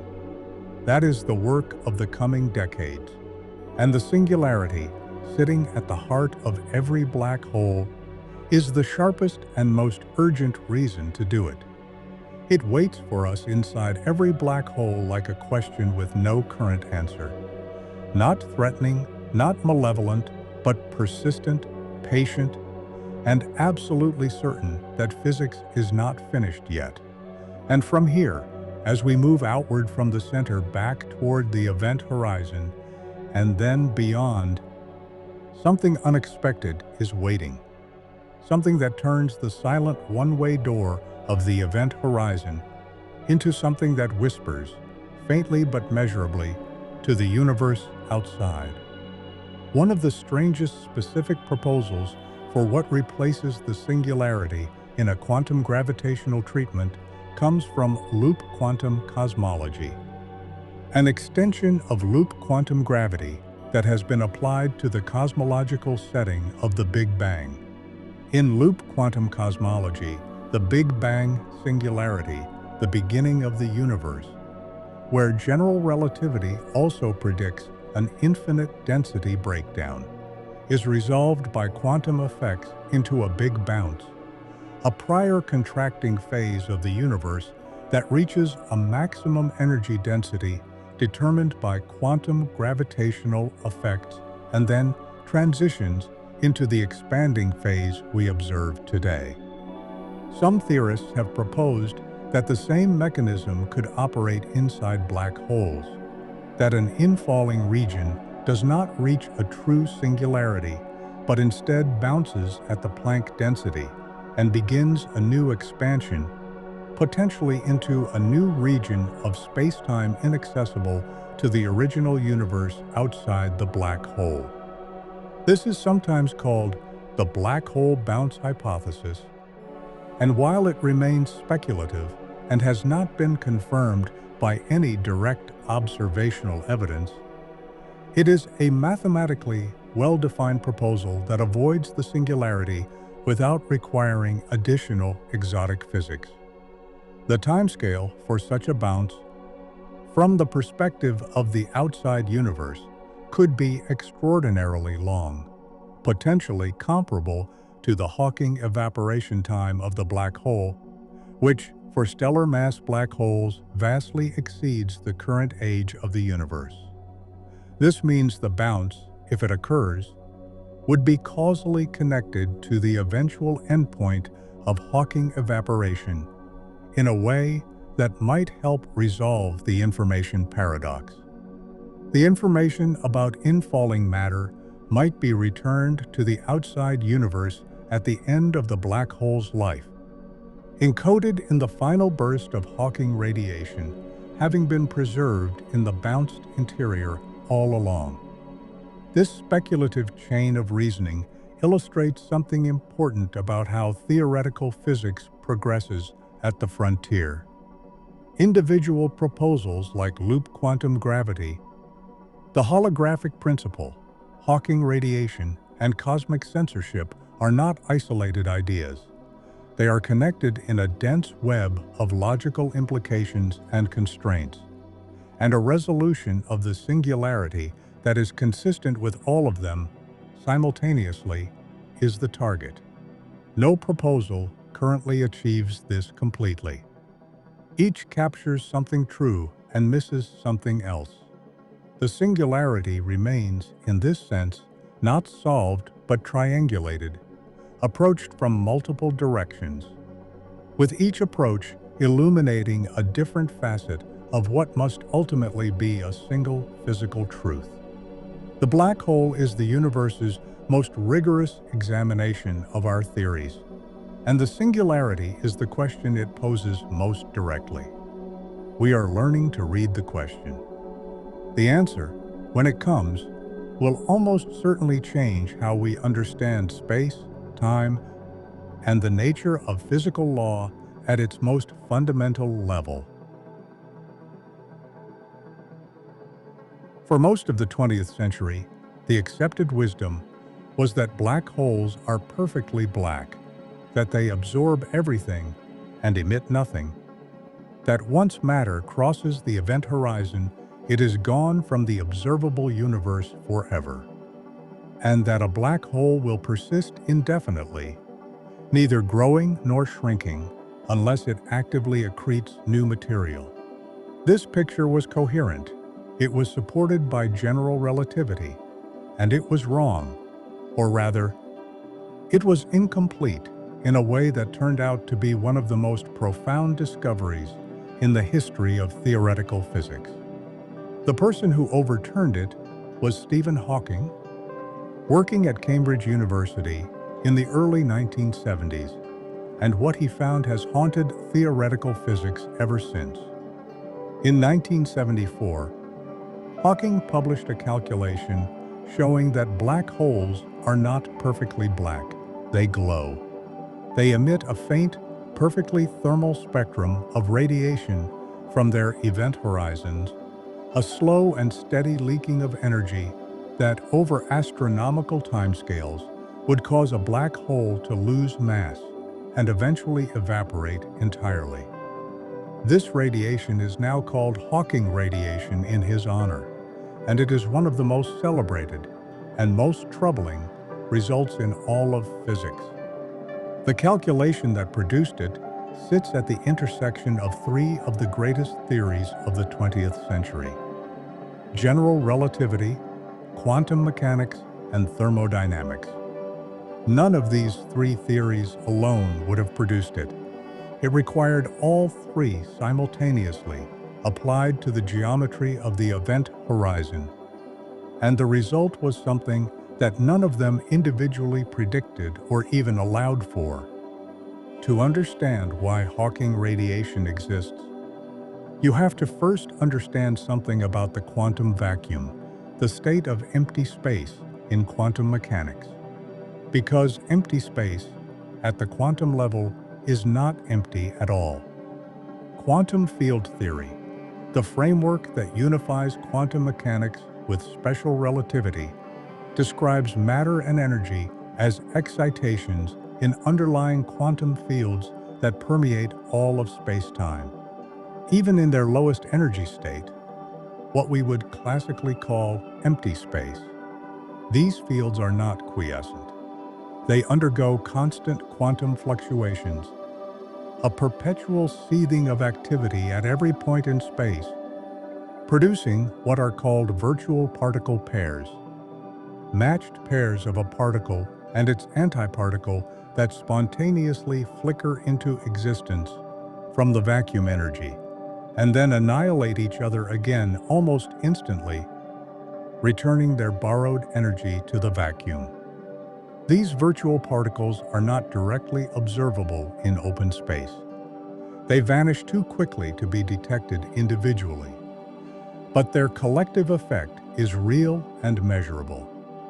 The Casimir effect, first predicted in 1948 and experimentally confirmed, shows that two uncharged conducting plates held very close together in vacuum experience a tiny attractive force because the region between them suppresses certain vacuum fluctuations that exist freely on the outside, creating a measurable pressure difference. Virtual particles are not fiction. They are a real and experimentally confirmed feature of quantum field theory, and Hawking realized that near the event horizon of a black hole, they do something extraordinary.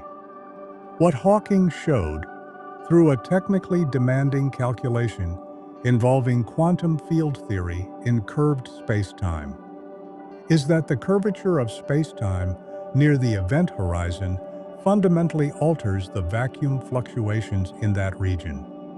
And the result is that particle pairs created near the horizon can be separated by it. In the popular description of this process, one particle of a virtual pair falls inside the event horizon while the other escapes outward into the universe. The escaping particle becomes real. It carries away real energy, while the infalling particle is absorbed by the black hole, which must then lose an equivalent amount of mass to conserve energy overall. The net effect is that the black hole slowly loses mass, and the escaping particles form a continuous stream of real thermal radiation flowing outward from the event horizon. This popular description, while useful as a mental image, is something of a simplification. The rigorous calculation does not quite work by the mechanism of one particle falling in and one escaping, Because virtual particles do not have well-defined individual trajectories in quantum field theory. The more accurate picture, though more technically demanding, involves the way that different observers in curved space-time disagree about what constitutes a particle. In flat spacetime, all inertial observers agree on what the vacuum is and what a particle is. But in curved spacetime, and especially near the horizon of a black hole, this agreement breaks down. An observer falling freely into the black hole would see the region near the horizon as ordinary vacuum, no particles. But an observer hovering at a fixed distance just outside the horizon, being accelerated to maintain their position against gravity, would see that same region as filled with a thermal bath of real particles. This apparent paradox, called the unravel effect when applied to accelerated observers in flat spacetime, first described by William Unruh in 1976, is the deeper underpinning of Hawking radiation. The black hole's horizon creates an asymmetry between what different observers experience, and the radiation that emerges is the physical manifestation of that observer dependence of the quantum vacuum.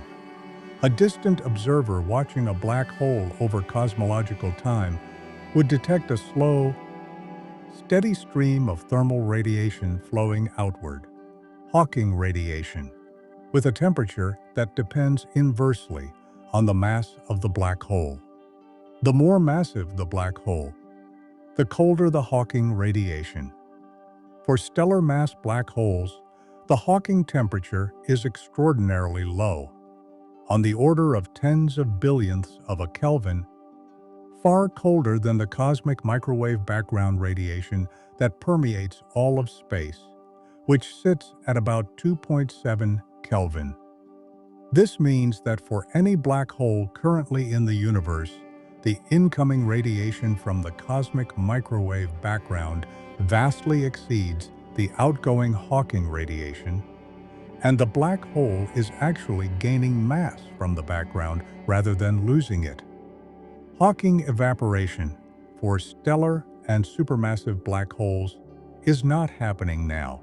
It becomes relevant only in the far future, when the universe has cooled and expanded enough that the background radiation temperature drops below the Hawking temperature of whatever black holes remain. The thermodynamics of black holes, the field that Hawking radiation both emerged from and revolutionized, has a history that is worth understanding in its own right, because it reveals how the discovery of Hawking radiation was not a sudden flash of inspiration, but the culmination of a decade of theoretical development by multiple physicists working at the edge of what was understood. The story begins with Jacob Bekenstein, a graduate student at Princeton in the early 1970s, who proposed something that initially seemed outrageous: that a black hole has entropy, in the precise thermodynamic sense, proportional to the area of its event horizon. This was controversial because entropy is a quantum statistical concept. It counts the number of microscopic arrangements of a system, and a classical black hole, described purely by general relativity, has no microscopic structure to count. It is described completely by three numbers: its mass, spin, and charge.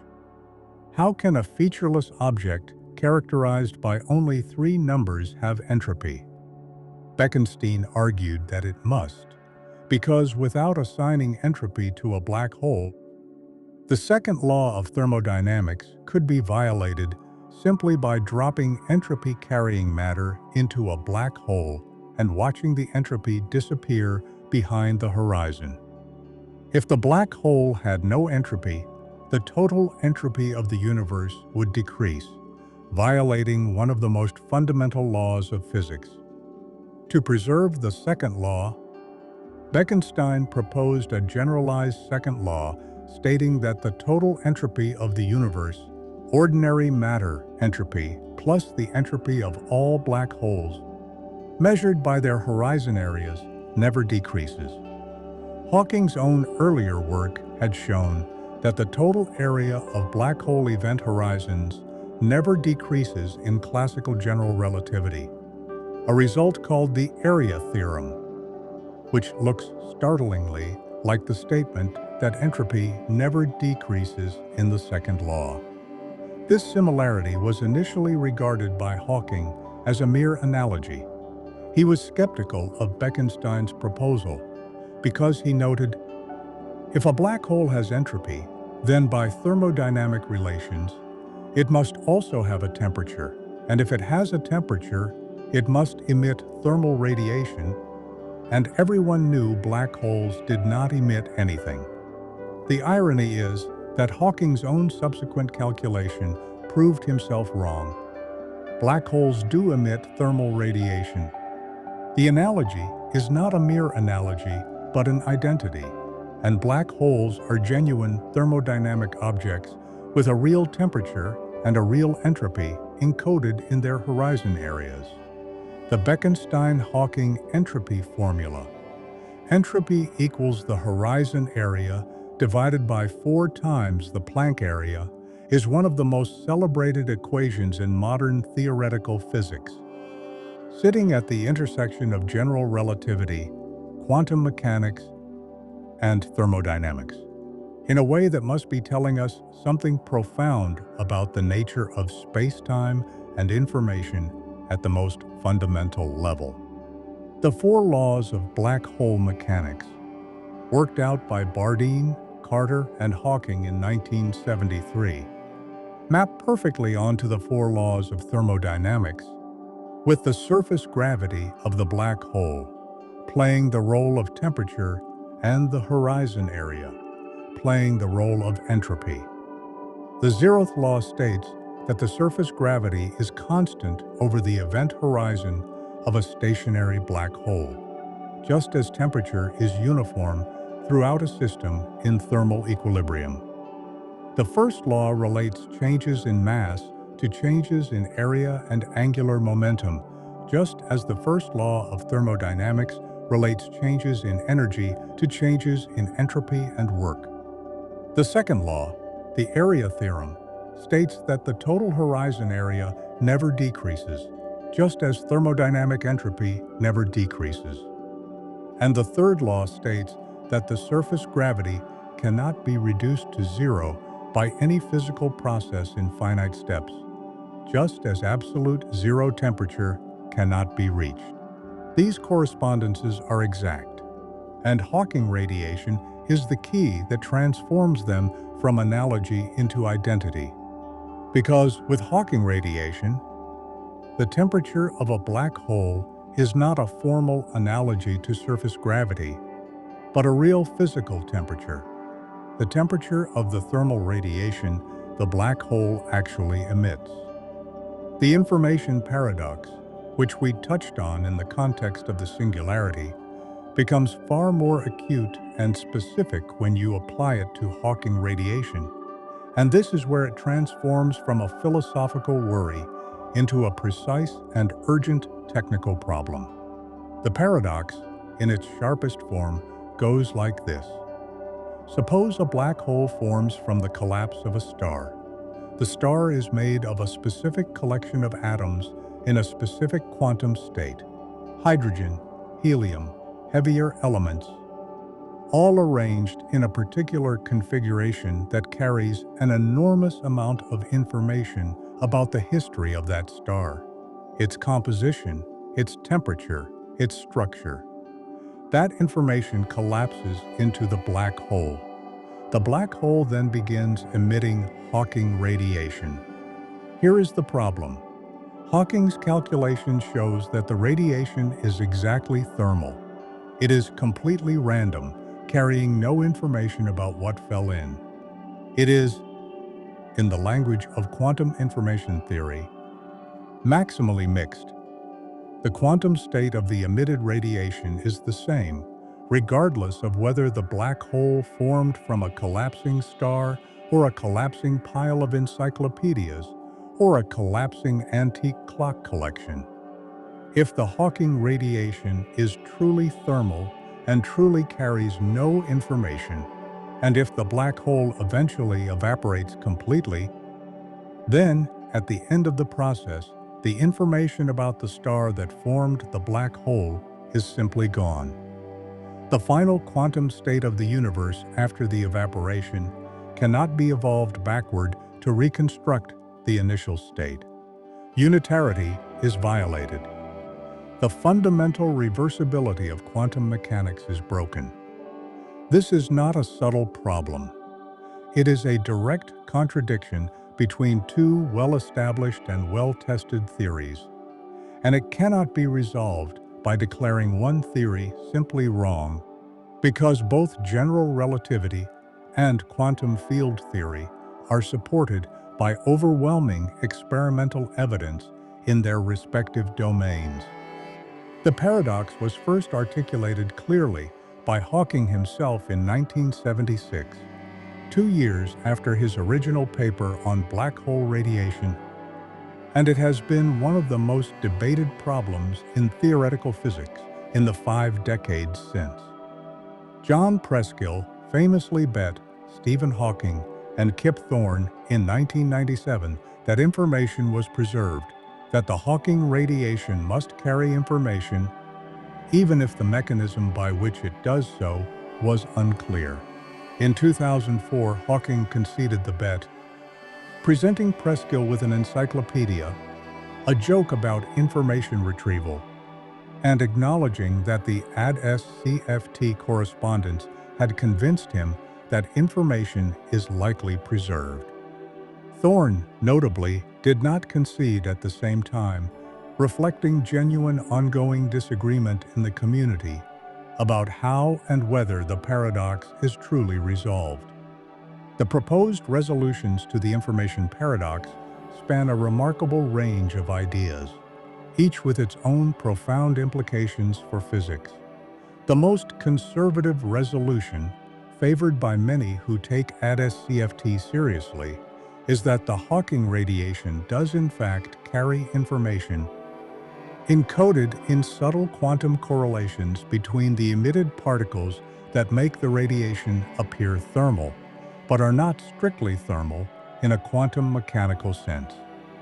This idea suggests that Hawking's original calculation, while correct in its leading order result, misses subleading quantum gravitational corrections that introduce tiny correlations between the emitted particles. These correlations, taken together over the entire history of the evaporation, encode all the information about what fell in. The information leaks out very slowly and very subtly, scrambled across the radiation in a way that is effectively impossible to decode in practice, but is there in principle.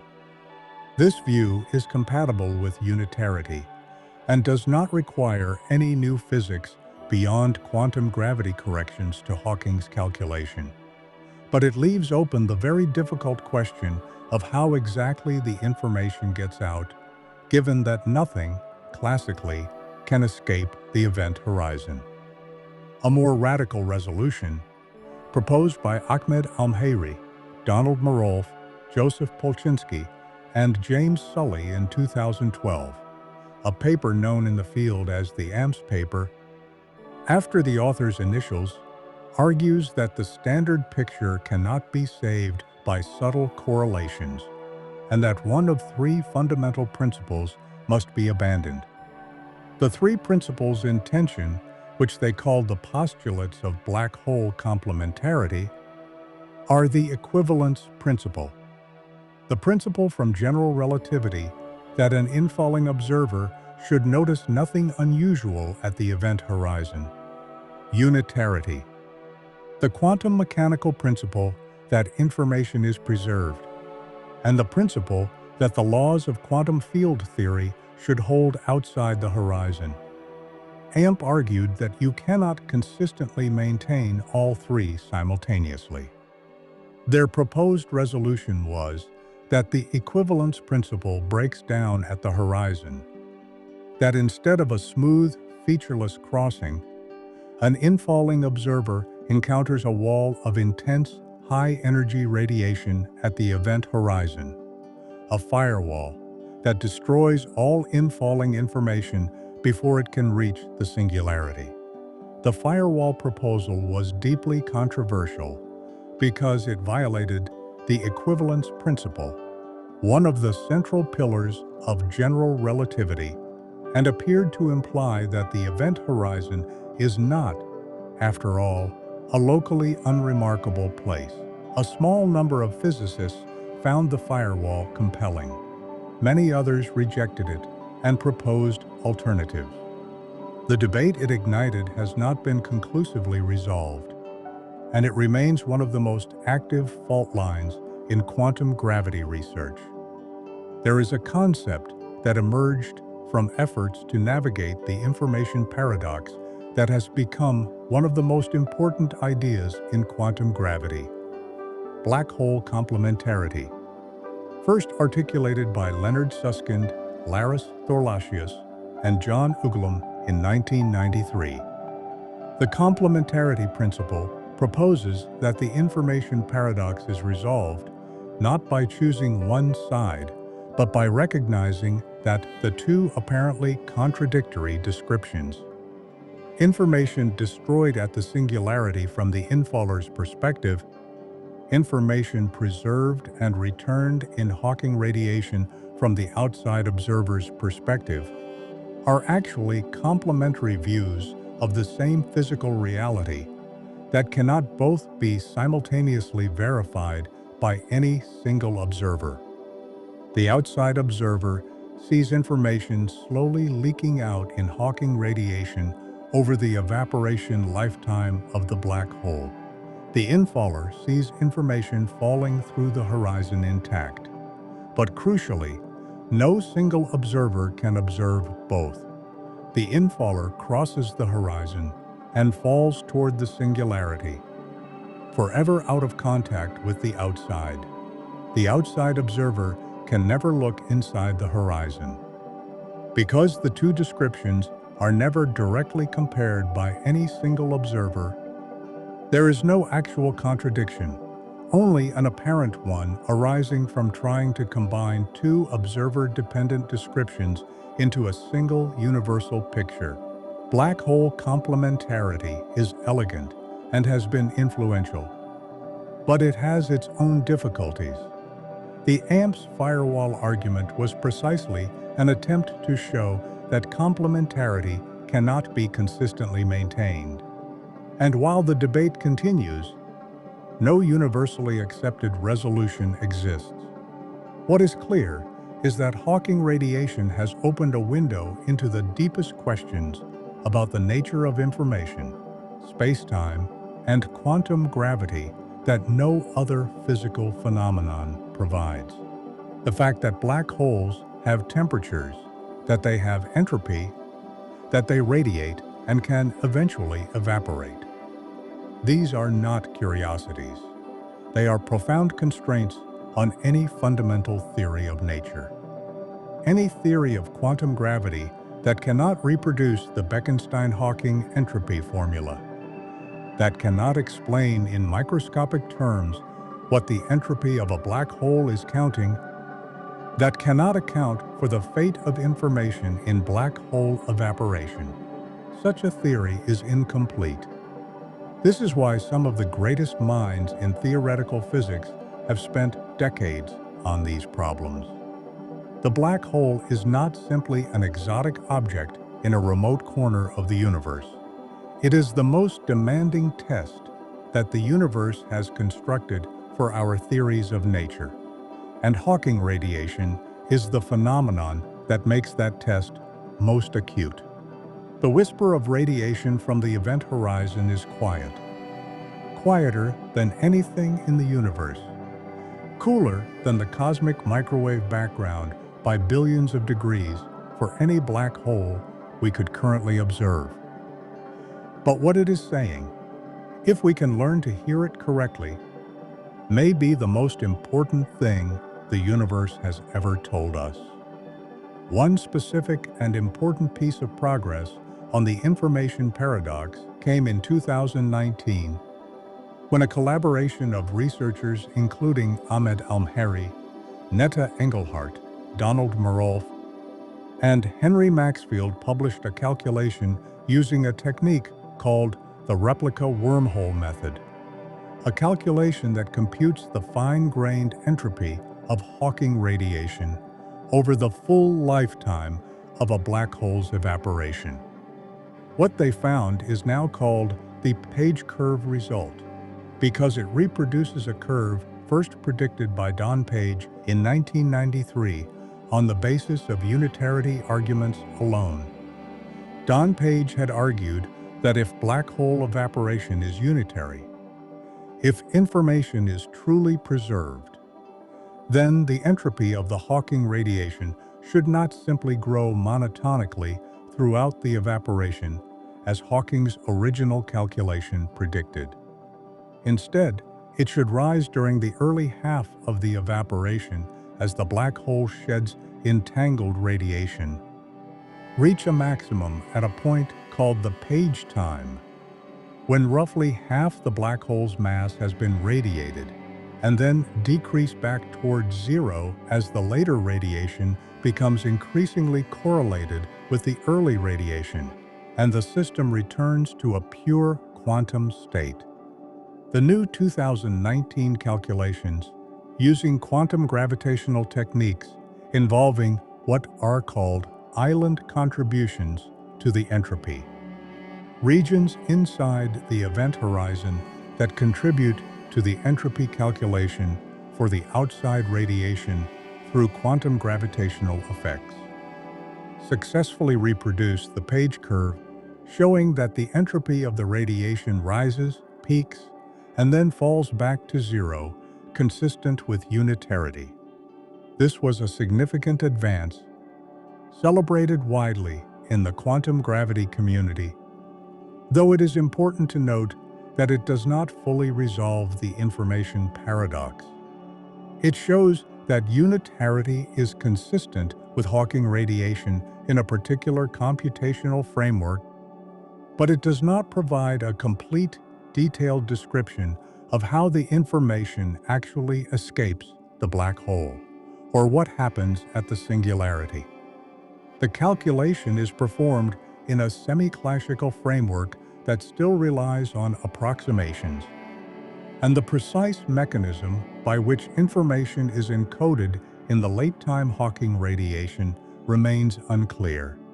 The Page curve result is perhaps best understood as strong evidence that the correct quantum theory of gravity will be unitary. That information is preserved rather than as a complete solution to the paradox. It is a step, an important one, toward the full understanding of what happens when a black hole evaporates.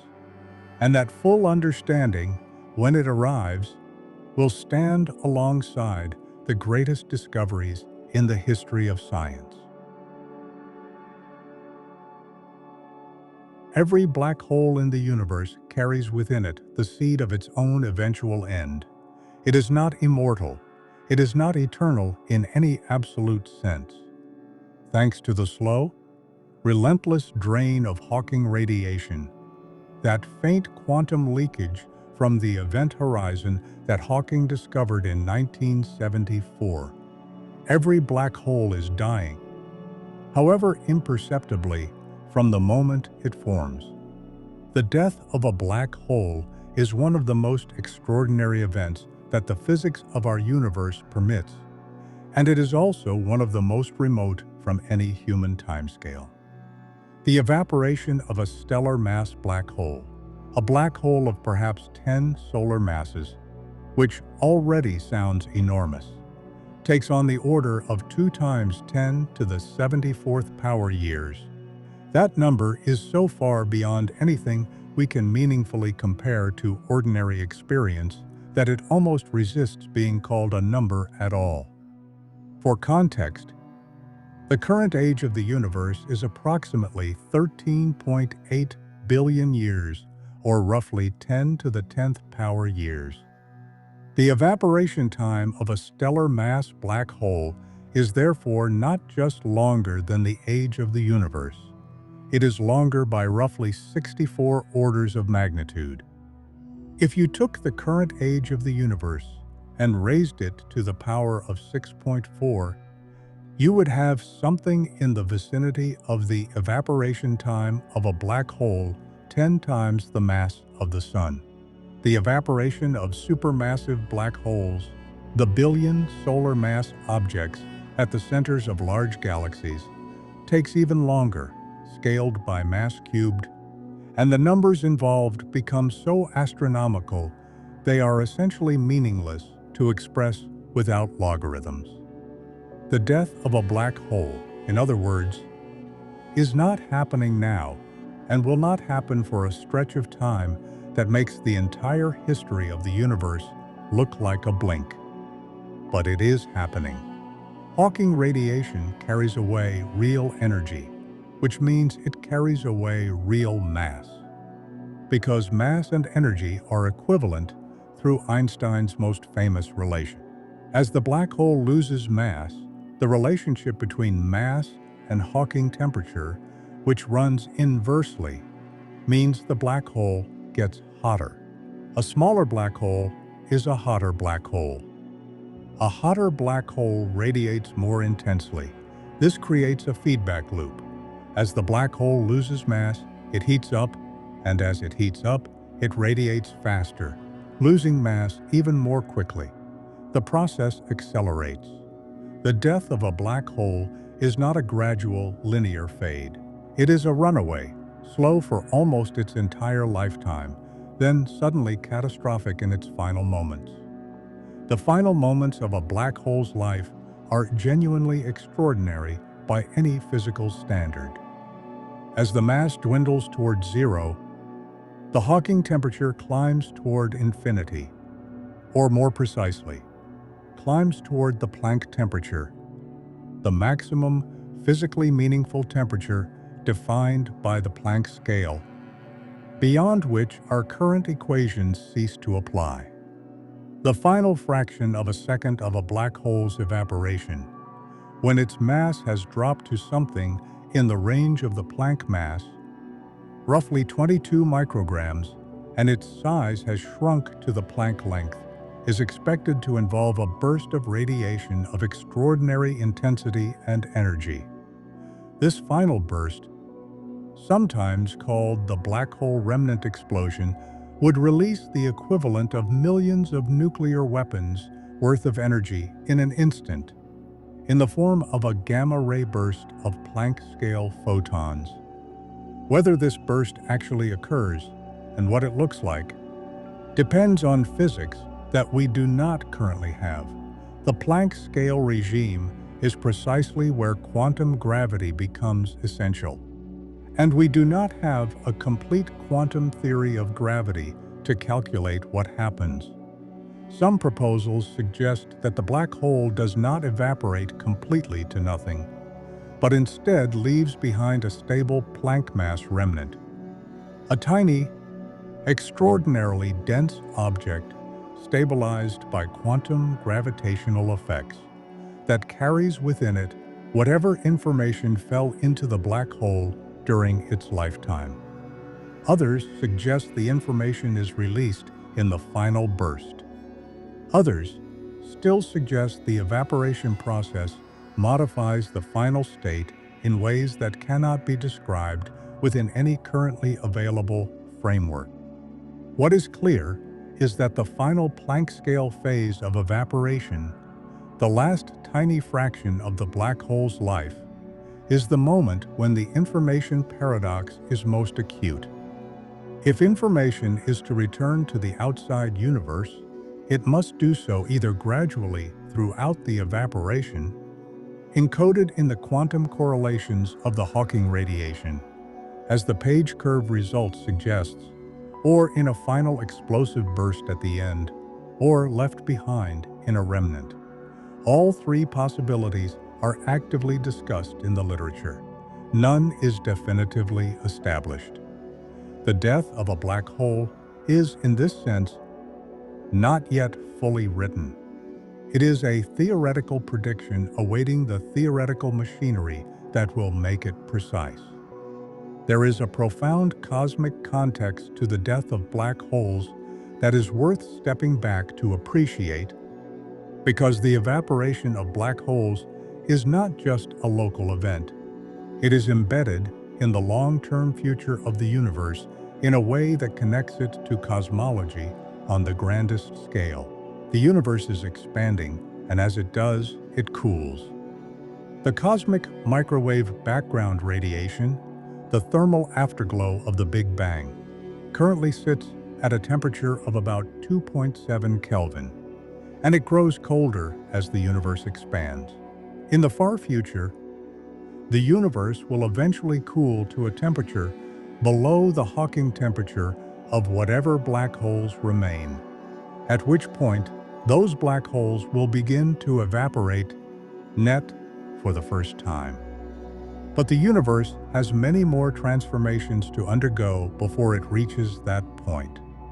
Stars will exhaust their nuclear fuel over the next trillions of years. The stellar remnants, white dwarfs, neutron stars, and black holes will persist much longer. On timescales of 10 to the 37th power years or so, quantum tunneling is expected to cause protons to decay, if protons are indeed unstable, as many extensions of the standard model of particle physics predict, leaving the universe populated only by black holes, electrons, positrons, and radiation. On even longer timescales, the black holes themselves will evaporate one by one, largest last, until the universe reaches what physicists call the black hole era, a universe populated by nothing but slowly evaporating black holes in an otherwise cooling, darkening void.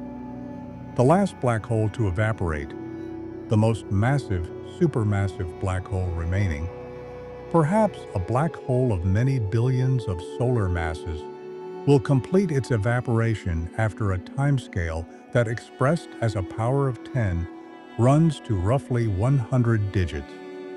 After that moment, the universe reaches what is sometimes called the dark era, a universe of photons, neutrinos, electrons, and positrons spreading ever more thinly across ever-expanding space, cooling toward absolute zero over timescales that continue to grow without apparent bound.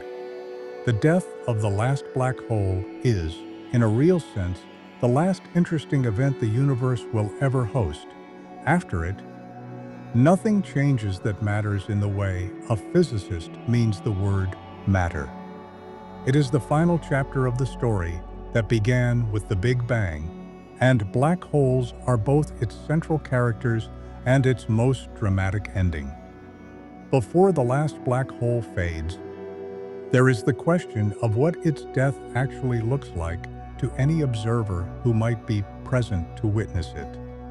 And while no human observer will be there, it is worth imagining the experience because it captures something important about what a black hole is and what its ending means. For most of a black hole's evaporation lifetime, nothing visible is happening. The Hawking radiation is far too cold and too faint to detect. The black hole sits in the darkness, an absence, a gravitational presence without luminosity, growing infinitesimally smaller over timescales that dwarf the age of stars. Then, as the mass drops to the point where the Hawking temperature begins to climb into ranges that matter, into the range of visible light, then ultraviolet, then X-rays, then gamma rays, the black hole begins to glow. It brightens. The brightening accelerates as the mass drops further, because each bit of lost mass makes the black hole hotter, which makes it radiate more intensely, which drains mass faster. The final phase would appear to a distant observer as a rapidly intensifying point of light, growing brighter by the second, spanning the spectrum from radio to gamma, until in the last moments the luminosity spikes to some maximum value at the Planck scale that our equations cannot currently describe, and then nothing. The black hole is gone.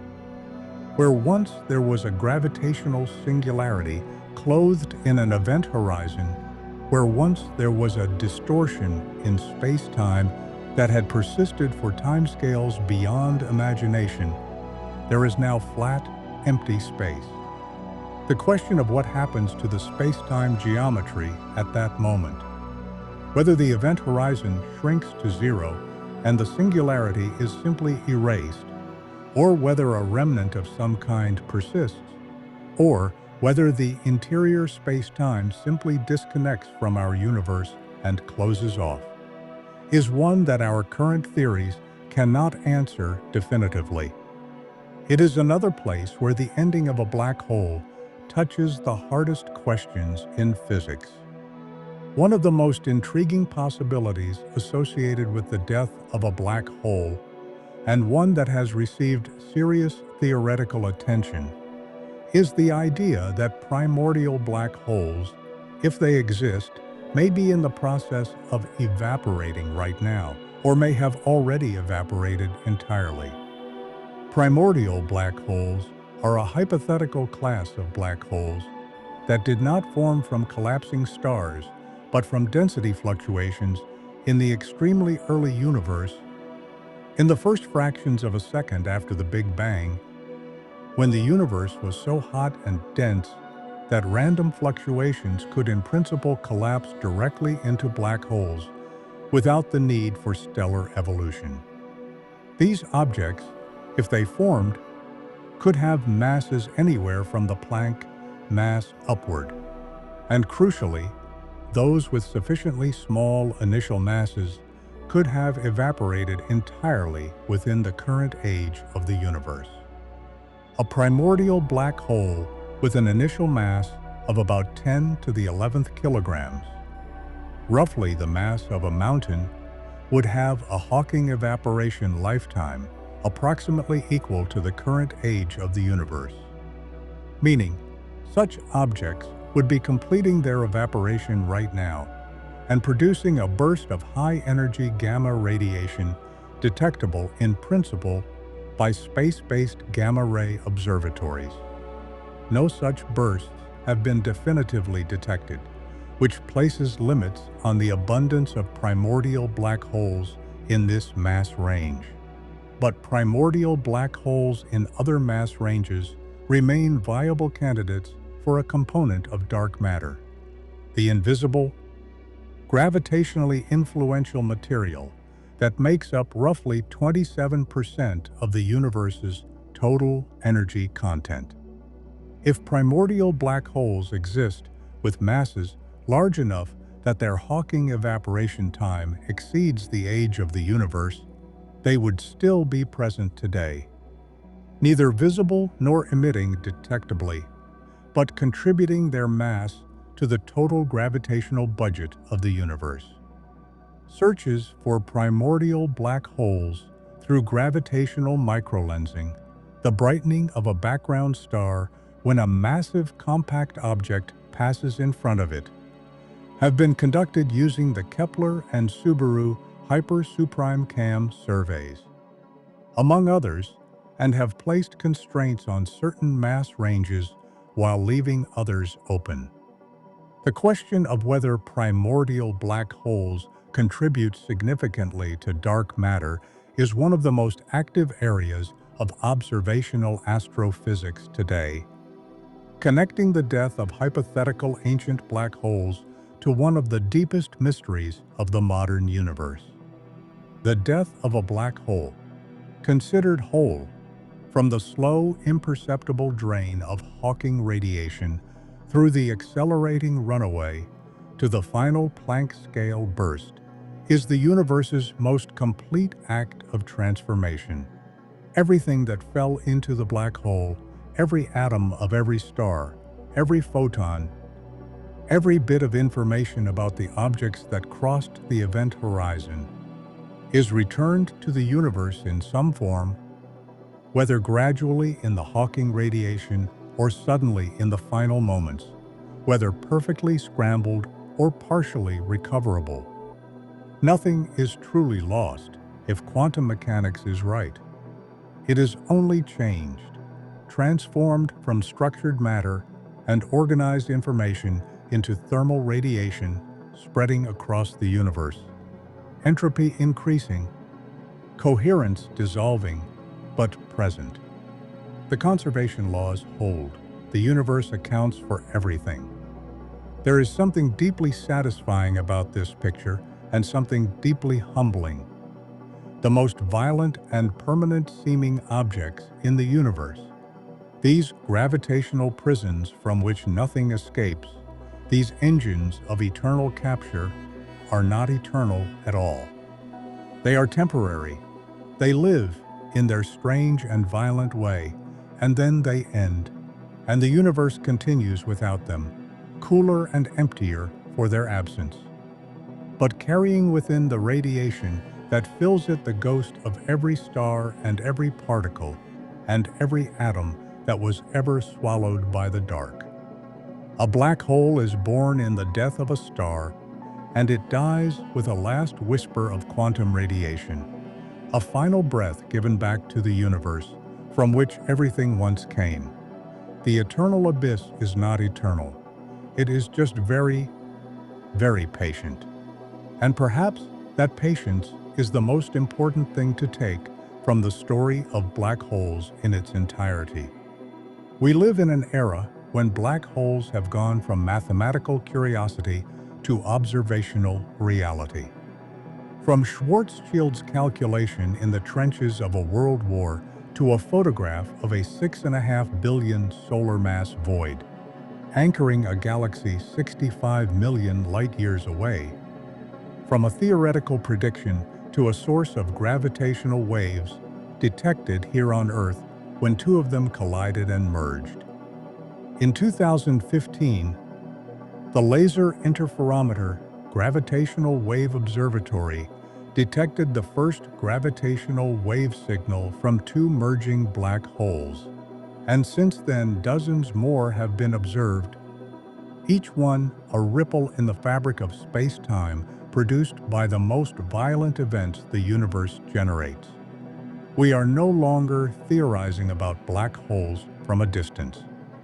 We are listening to them, imaging them, measuring them, and letting them teach us things about the universe that nothing else can. The journey from the event horizon to the singularity, from Hawking radiation to the final evaporation, is not just a journey into one type of exotic object. It is a journey to the frontier of human understanding, to the places where our best theories meet their limits, where the questions get harder and the answers rarer, and where the strangeness of the universe reveals itself most completely. What strikes me most, having followed this journey from the event horizon to the singularity, and out through the long, slow fade of Hawking evaporation, is not the violence of black holes, though the violence is real and staggering. It is the intimacy. These objects are not distant anomalies in an otherwise sensible universe. They are written into the mathematics of space-time itself, the universe's way of asking the hardest questions about what information is, what time means, and whether the laws governing reality are truly reversible.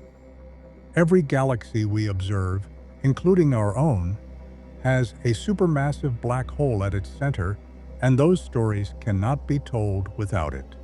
We are, in a real sense, descendants of a cosmos shaped by black holes. If this journey has meant something to you, joining this channel and exploring more with Celix Cosmos is how we keep going deeper together.